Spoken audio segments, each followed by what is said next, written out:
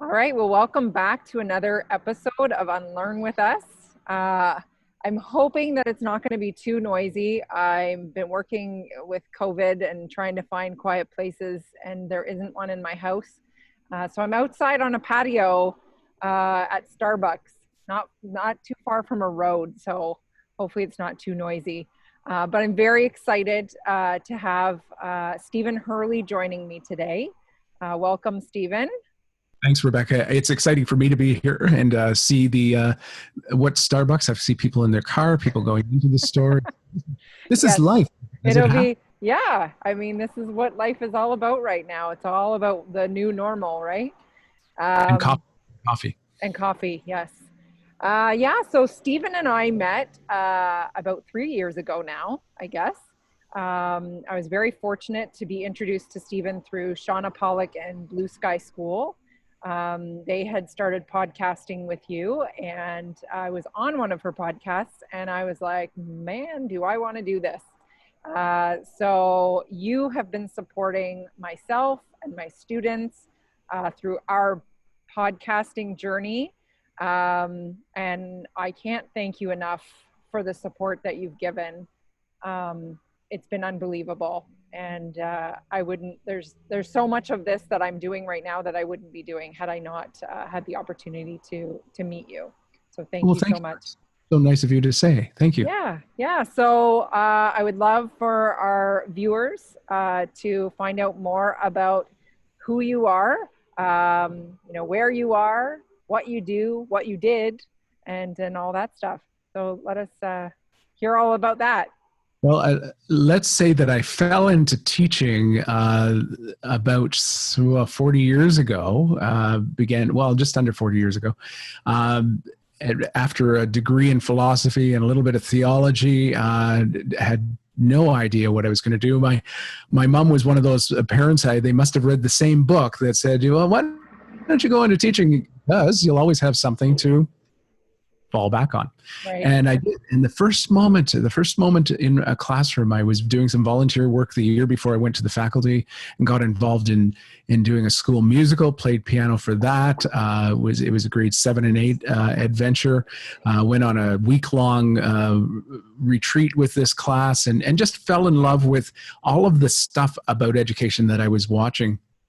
Knew that I had probably made the scariest decision of my life, but also the most important one. So I spent 30 years with the Dufferin Peel District School Board in the Mississauga-Brampton area of the Greater Toronto area.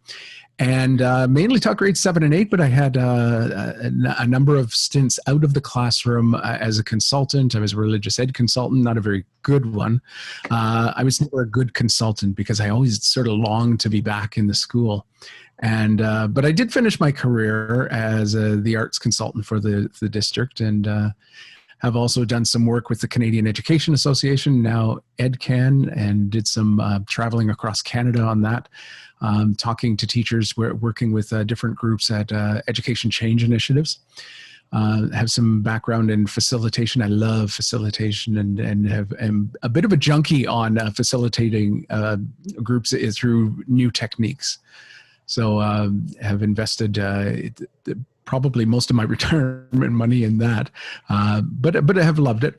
And then 3.5 years ago, took a lifelong love of radio and that 30 some odd years in education and combined them to say, I think we can have some deep conversations maybe that aren't being had with people that don't usually have them. And that was the birth of Voice Ed Radio. And we started with a couple of podcasts from Canada, a few from the States, the grace and of people like you who have been willing to jump in with kind of both feet in one hand, and we've pulled together, I think, a neat community. We hobble along on a month-to-month basis. We're able to cover operating costs through some donations and through some contracts that I've been able to put through Voice Ed Radio a little bit. But we're not a commercial enterprise. We're not a money-making enterprise. We're not for profit, with a big focus on not. And but we support as you know, we support the development of new voices, and that's what I'm most excited about doing, young people and educators and parents and policymakers. And I find the ability to connect with people is so powerful. So I don't spend a lot of time looking at who's listening to the podcasts and the broadcasts that we have, but I look at the degree to which we're able to connect with the people that we bring into the space, and one voice, one conversation at a time. And I think we can change education that way. That's for sure. I know, you've done a lot of work with my students and giving them pointers. And as you're doing that, I'm learning. And I would have to say that just over the years and more recently, the amount of things that I've learned by just doing and having those conversations has been amazing. Like the connecting, like you said, and just learning from other people. And it's just so valuable. I love it. I feel a lot smarter now than I did 3.5 years ago. We just started today, actually. I recorded the first episode of a new podcast called Off the Shelf, where I'm spending the next year talking to PhD candidates and newly minted PhDs about their research. And if they don't grant me an honorary PhD after this, I mean, I'm gonna know some stuff. But that's not the point. Yeah. The point of amplifying those voices, but it's. I don't want to say it's a selfish enterprise, but there's some self-interest there because I'm learning and I can't look away. Yeah, and I mean, you've got 2 young boys, and what a way for them to be able to see their dad being this lifelong learner, which is everything that we're pushing for. Thank you for saying that. I also have a wife. I think I still have a wife. Yes, and she's a teacher as well. She is a teacher, and she really supports, if not tolerates, what I do. But I will say that I do get up really, really early in the morning to get a good chunk of the work done for the day. So by the time the kids get up, I've been up and working for about 5 hours already. So exciting. And it changes as they get older too, right? Like I used to have to get up super, super early so that I could get some time in. And now I'm still doing that. But like you said, now before it was like 2 hours I might get, now I'm getting 5 because they're sleeping later. So maybe my schedule can change a bit. Awesome. Well, the whole purpose of this series is really to look at education and, what's good about it now and what's maybe, and you're having all kinds of conversations about change in education and, what needs to change. So I ask my guests to talk about their experience with school, like as a student. What was school like for you? Interesting. I really don't remember a lot about school. I do remember I was criticized for daydreaming. And told that, on a couple of report cards, if I didn't look out the window so much, I would probably do better. And I think I've kind of proven that wrong, that it's in fact when I do look out the window and beyond that I'm actually learning. But I had kind of a love-hate relationship with school. It wasn't a great place for me socially. I was awkward. I had a case of strabismus. I still have strabismus, which is both of my eyes work independently of one another. Okay. And so as a kid, that meant that the lazy eye turned in. And so I was teased and didn't even know why I was being teased. And that right through high school. I didn't have my first operation until I was in first year university. So I went through all those years of not being the guy and, not even knowing what it meant to be the guy. But I think that strengthened me and gave me some insights about empathy and living an empathic life. But it was a strange growing up. So I think my parents paid someone to go to the prom with me in high school. I'm pretty sure of that. But I'm being facetious there. But it wasn't until university that I really started to take off. And it's funny because I've always loved to write, and I still love to write. But it wasn't until I took a university English course, and I only took one, that I realized that I could have probably done English, but I chose philosophy instead. And it wasn't until second year university that my marks started to go up. I was sort of released of some of the thinking that brought me there, and really started to think differently. And I really started to love that. And my philosophy prof was upset because after university I went to study theology at a seminary instead of going to grad school in philosophy. But I just loved learning, and I still get shivers every time I walk into a library. I just get shivers. And I mean, I have library cards, and I just like to know that I have library cards. I don't read all of the books that I take out, but I like there are books, you know. Yes. So. Yes. Well, Cam was my first guest on this series, and I don't know if you remember him, but he started with me 3 years ago. And it's interesting. There's a lot of parallels there. He is a man of books. He loves to write, and he's taking philosophy. This is Cam. Cam Lamoureux. He's a student of mine. Okay. Anyways, we'll have to connect you. I'm sure you guys could have some really great conversations. Well, it's interesting you say that, because next Sunday, Cameron Jones from Ottawa and I starting a podcast it's called a Socrates Cafe, and it's taking a philosophical look at things, and it'd be interesting to connect with another guy. He would love it. He would love it, and he's always like, I love listening to him, but sometimes he'll get into that. I find philosophy for me is just a lot of talking in circles. And then he gets going, and I'm like, I'm lost. And he's super, super passionate about it. Yeah. We'll connect you too. Good. Awesome. All right. So now looking at, so you had your experience, there were negatives. And, you know, then you became a teacher, and I don't know for you, but for me, I had some negatives, and I really wanted to change things for kids that were like me. And that's one of the reasons I got into teaching. But even now today, like, what do you think is good about our education system? What is good about our education system is I think that in Canada, we have committed to a public education system, and it's a strong commitment to a public education system. And I think that is unique on this continent. It's not happening in the United States to the same degree. And I think strong societies around the world can be linked back to that commitment to public education. So I think that commitment is a very positive thing.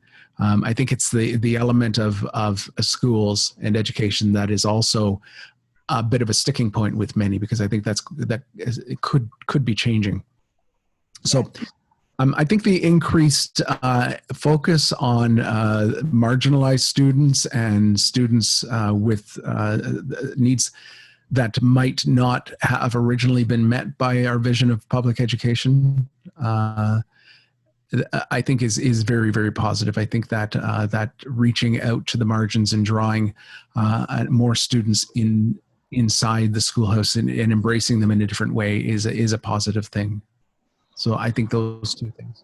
Yes, yeah, and that's even with me branching out and trying this new venture of Rise Academy. It is definitely something that's been weighing on me throughout this whole process, is that I do believe in public education 100%. And I do not want what I'm doing to become something elitist. So I'm trying really hard to find ways that I can open this up and not make it just for those who can afford it. I think the fact that you feel that you have had to leave the system in order to have that elbow room and that let's call it a sandbox. I think we need more of those within our system, and maybe. And I know other people that have done similar things. They have a great passion for the teaching and learning dynamic, and a commitment to public education, but they're feeling that they can't do what they feel they need to do. And I think as a public education system, we need to make room in the ecosystem for that type of creativity and that type of imagination. So I think it's natural that you would be feeling torn about that. But I think it's an indicator of something that needs to maybe change systemically. Yeah, yes. Well, on that note, now, what do you think, or do you think our current system is failing any of our students? I think the system will always fail some students. I think the bandwidth has changed on the conversations we're having about who needs to be served, but I don't think the bandwidth has changed on the capacity of the system to actually do it. So the current conversations about going back to school, the COVID-19 context reveals a lot of the inadequacies and the marginalization that students are still experiencing. But we're in the conversations about going back, we're still having, it's mainly focusing on how can we get back to the way we were. And I don't think we missed the opportunity completely, but we were going to miss the opportunity in this initial moving back. Eventually, and I think back to, and I've had this conversation, I've used this example a couple of times, after World War II, the little village of Reggio Emilia in Italy, which was war-torn and bombed and really stricken by a lot of grief, and the question of what do we do, and specifically what do we do with our children, the baby boom generation coming up post-war, how can we make things different? Well, that was 1945, 46, 47. It took until 1970 for that to be formalized, and Loris Malaguzzi, an educator, created early childhood education, but education in general. And it was a system that that grew out of a question of how can we do better. So I've come to be a little more settled with the fact that we're not going to get that immediate change. Yep. But that this crisis and the crisis, our response to it, and what we experienced as community in those early days, I think we're going to be able to go back and leverage that and use that to really start to look at how education needs to be funded and who should be involved in those conversations. I'm very hopeful of that. Yeah, so you have had all kinds of conversations about education through Voice Ed Radio, I'm sure, and on your own. But like you said, listening to these PhD students and listening to there's so many podcasts, amazing podcasts on Voice Ed Radio that are having these conversations. What are those things that need to change? What are people talking about? I think philosophically and at a principled level, and PLED, not PALED, I think we need to reestablish our commitment to education as a public good. And I talked about that as a positive thing.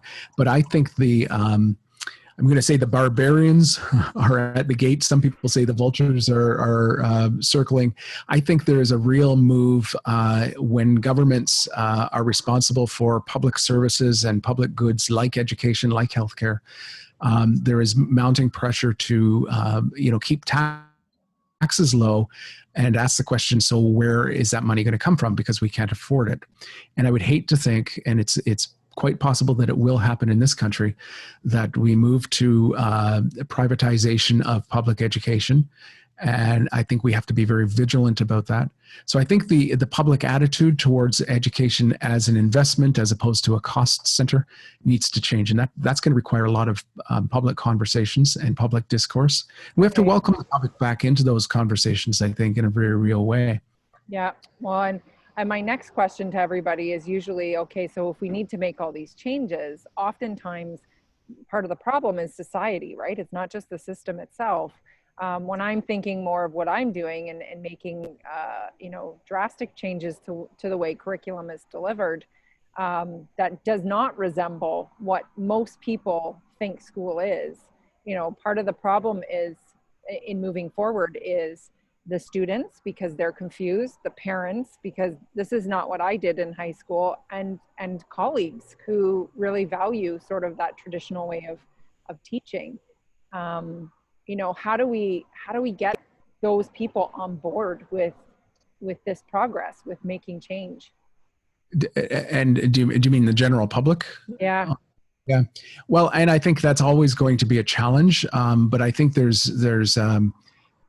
there's a sense in which we just need to do it and do it well. In the 60s, when they brought in a lot of the same changes that we're looking to have now, where, you know, more individual, personalized learning, more attention to individual students, and the value of our students not as economic units for future use, but as valuable human beings that need to be honored and respected.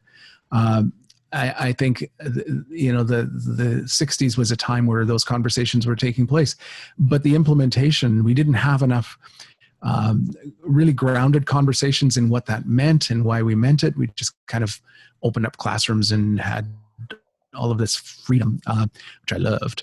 But I think there's some confusion within the system too, and I may not make many friends by saying it. In fact, I may lose a few by saying that I think the commercialization of energy within education. We have a lot of people who have, you know, taught for a while. They have a couple of good ideas, and they go out and suddenly they're charging school districts $10,000 and $20,000 to speak at a conference, and I think that's attractive to some people. I think we have to protect against that type of thing. You know, when you and I began in education, we had ideas and we had professional learning conferences that we could present those ideas at, but to go and charge a publicly funded school district, you know, that amount of money to basically give a talk, I think is I can't fathom it. But I think it's more and more we find this branding in education. We find this attention to my personal brand. Branding is for cattle. I mean, we brand cows so that they don't get stolen by other people. And I think we need to open up this marketplace of ideas a little more so that it's not a commercial marketplace, but an intellectual marketplace. Henry Giroux said teachers need to be public intellectuals. Well, you don't do that at $10,000, $20,000 a shot. I mean, you do that in a different environment. So I'm going to get off my soapbox now. I've said what I need to say. Yeah. I lament those, you know, what's happening that way. Yeah. I do agree that there's a lot of sort of, this is what, and maybe going back to like what you were said in the 60s and the 70s, there's a lot of this is what we need to be doing, but not a whole lot of this is how to do it. And so for a lot of people, that's very intimidating. Sure, you've got all these great ideas, but your reality is I have 30 kids in front of me, and to just kind of start fresh with very little support, how do I go about doing that? I know for me, like, I did move forward, I did do those things, but it was a lot, you know, and one of the reasons I'm taking a break from public education.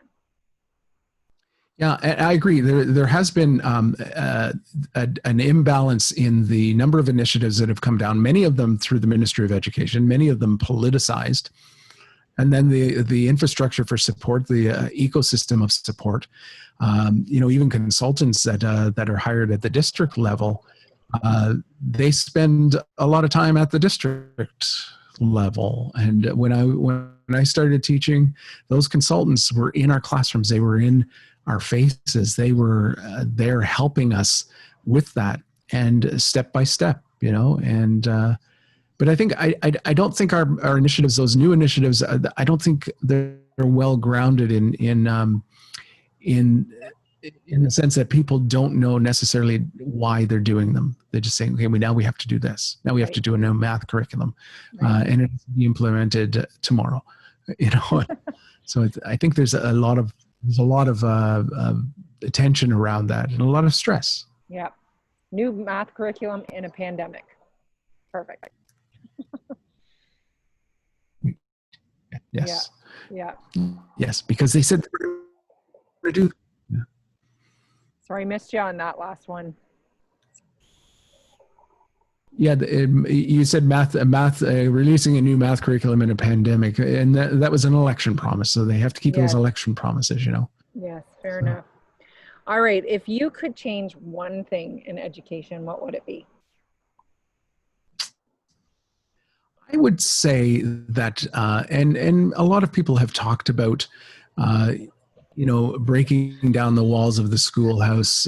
I would like to see more acknowledgement and respect for what many people have called informal learning. The Institute for Learning Innovation in the States calls it free choice learning. That recognition that most of the learning we do in life happens outside the schoolhouse.